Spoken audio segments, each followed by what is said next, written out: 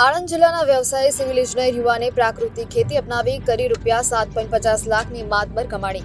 Mutual fund આધારિત long term, mid term અને short ટર્મના લક્ષ્યને ધ્યાનમાં રાખી પ્રાકૃતિક ખેતી પદ્ધતિથી કર્યું વિવિધ પાકનું વાવેતર। લોંગ ટર્મ માટે એગ્રો ફોરેસ્ટ્રીમાં સફેદ ચંદન, મિડ ટર્મ માટે બાગાયતી પાક, કમલમ, ડ્રેગન ફ્રૂટ અને શોર્ટ ટર્મ માટે શાકભાજીનું કર્યું વાવેતર। ગુજરાતમાં દિન પ્રતિદિન પ્રાકૃતિક કૃષિનો વ્યાપ વધી રહ્યો છે। પ્રાકૃતિક ખેતી ખેડૂતોના જીવનમાં આર્થિક ખુશાલી લાવી રહી છે।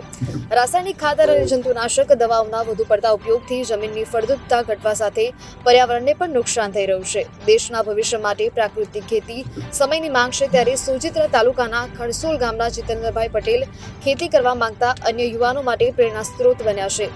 જીતેન્દ્રભાઈ પટેલ વ્યવસાયિક સિવિલ ઇજનેર છે અને તેઓ છેલ્લા 4 વર્ષથી પ્રાકૃતિક ખેતી અપનાવી છે। પોતાની વડીલો પાર્ષિત 15 વીઘા જમીનમાં પ્રાકૃતિક ખેતી પદ્ધતિ અપનાવી લોકોને સાત્વિક આહાર મળી રહે તે માટે ઝુંબેશ ઉપાડી અન્ય ખેડૂતોને પણ પ્રાકૃતિક ખેતી અંગે જાણકારી આપી પ્રાકૃતિક કૃષિ તરફ વાળવાનો સરાહનીય પ્રયાસ કરી રહ્યા છે।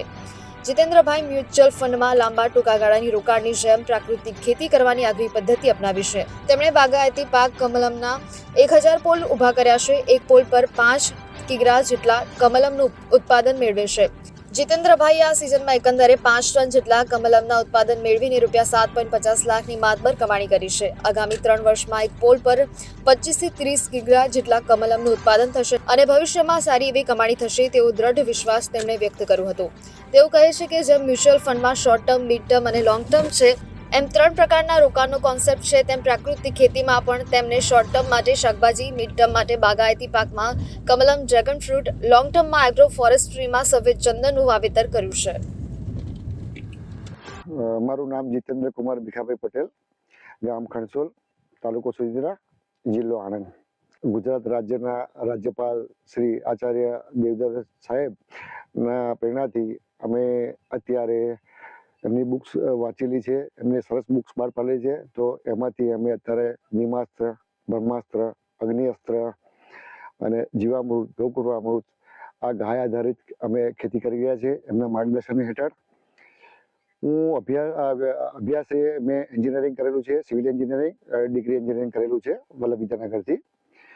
અત્યારે અમારા ફાર્મની અંદર અમે ડ્રીપ ઇરિગેશન કરેલી છે, આખા ફાર્મની અંદર કેમેરા પણ મારેલા છે।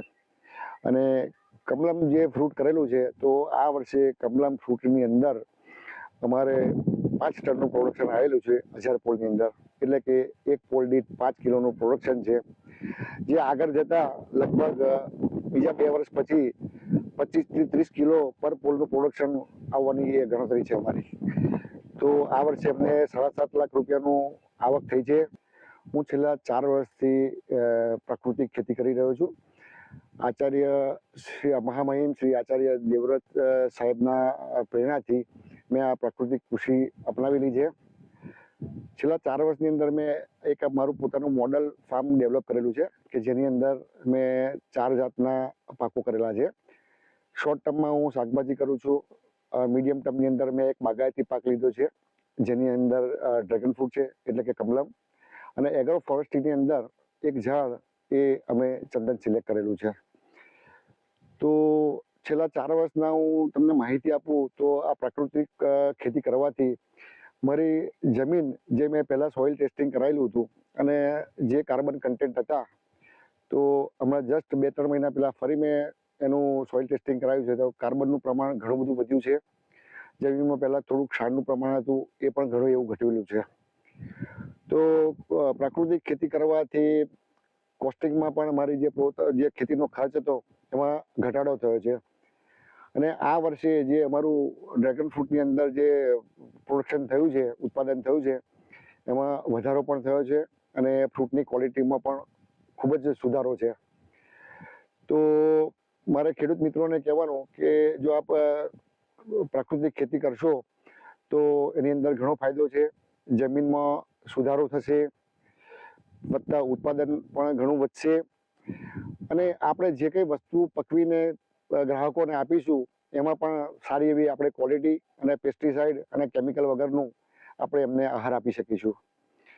તો વધારેમાં વધારે ખેડૂતો પ્રાકૃતિક કૃષિ અપનાવે અને જો આ કરશે તો એક સમાજ માટે પણ એક સારું કામ છે અને આપણા પોતાના માટે પણ આપણને ફાયદો છે કે ખેતી ખર્ચ ઓછો થાય અને ઉત્પાદન વધે છે। 4 વીઘાની અંદર. આના માટે જે કમલમ ફ્રૂટ કરવા માટે અમને સરકારશ્રી તરફથી 1 હેક્ટર દીઠ 3 લાખની સબસિડી મળેલી છે ગુજરાત સરકાર તરફથી, અને ડ્રીપ ઇરિગેશન માટે 70 થી 80% સબસિડી મળે છે. તો આ માટે હું ગુજરાત સરકારનો ખૂબ ખૂબ આભાર માનું છું.